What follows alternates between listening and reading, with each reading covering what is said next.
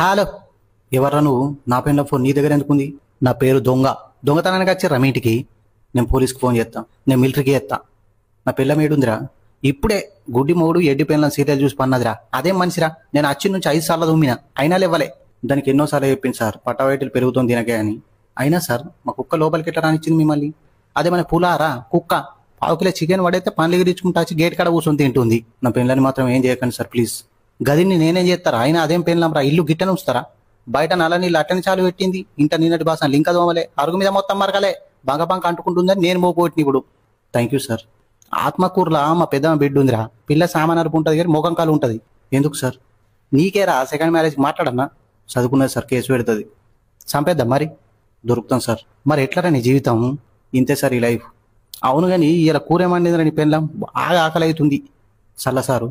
అబ్బాయి నేను ఏమనరా, దాన్ని దేవుడే చూస్తాడు. ఎందుకు సార్?